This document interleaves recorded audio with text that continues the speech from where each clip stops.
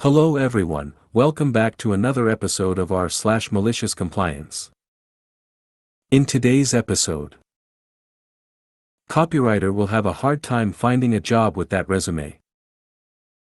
Won't change my name. Add my brother then. Can't talk to him. He's dead. Before we get started, make sure to subscribe so you will never miss a video. So let's get started. Copywriter will have a hard time finding a job with that resume. Many years ago I worked at Kinko's, now FedEx office. I often worked graveyard shifts and had to deal with lots of people early in the morning who hadn't had their coffee yet. For some context, overnight was the time when long machine runs were printed and tedious finishing work was done. Being the only one working until 6 a.m. when the morning crew started to trickle in, I was often in the middle of something when the customer came in and it would take me a second to get to the counter to help them. One morning around 5 a.m. I am in the back doing some binding work. I hear the door alarm and had just put a perfect binding in the heater. This takes about 15 to 20 seconds to melt the glue and bind the pages. Yell from the back, "I'll be right out." B*TCHY customer, BC, yells back, "I'm in a hurry."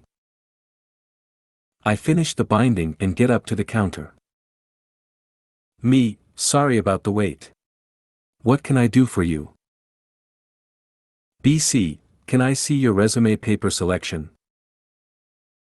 Our resume papers were literally sitting 6 inches away from her on the counter, in a little bound book that had "Resume paper" printed in big bold letters. I slide the book over in front of her and open it up. As she flips through it, she proceeds to complain about the color and texture of every paper before asking me the price.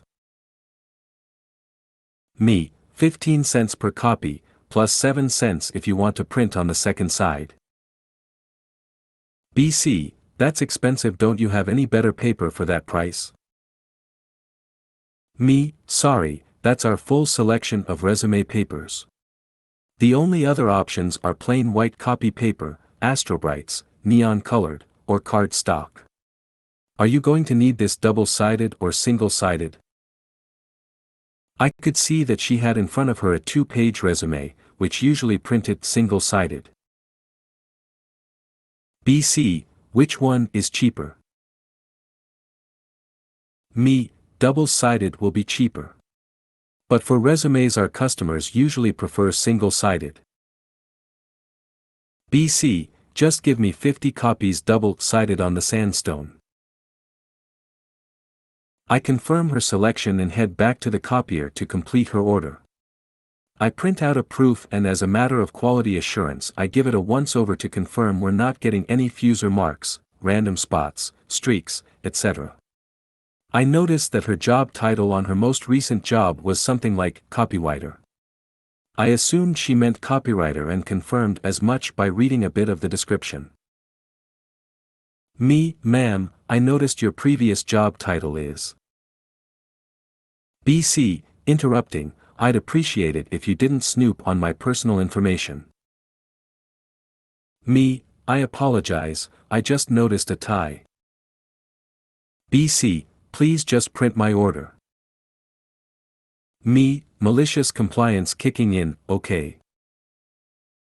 I printed the entire stack of 50 resumes and was squaring them up when I noticed "Lorem ipsum dolor sit amet" in the last paragraph on the page. At this point I had to tell her, right? As I'm walking over to the counter to show her the missed filler text, she yells, BC, will you please not crimp the pages? I need to hand those out. So I make it to the counter, gently placing her copies in a bag, and rang her out. She did come back later to complain, but my manager assured her that we don't make it a practice to proofread customers' documents as that's their responsibility. Won't change my name. Add my brother then. This was a bit of an old one, so apologies if the details are hazy. A A while back I had legally changed my first name and was going through the very painful process of updating my details with every company. One I dealt with refused to accept that I would have changed my first name and were generally painful to deal with. Even offering to send certified copies of everything wasn't suitable. They insisted that it was just not possible to update their records. So I called up and asked if I could add a joint account holder. They said yes, and I asked to add my brother, who shared my surname but a different first name. Gave them my mobile and email for the contact details and his date of birth as my own. The lady on the phone was happy to oblige and didn't even question that all the other details match. She asked if there was anything else she could do to help me before I went, and I asked to take me off the account under my old name so that it would only be in my brother's name. Call was done and dusted in less than 10 minutes and was the easiest change-over process ever. Even made me consider doing that for other companies where I could. Can't talk to him. He's dead. Ex's dad passed. He was a good guy, all about family and making sure they were comfortable. There were a few of these things, but the one for Dyson Care stands out.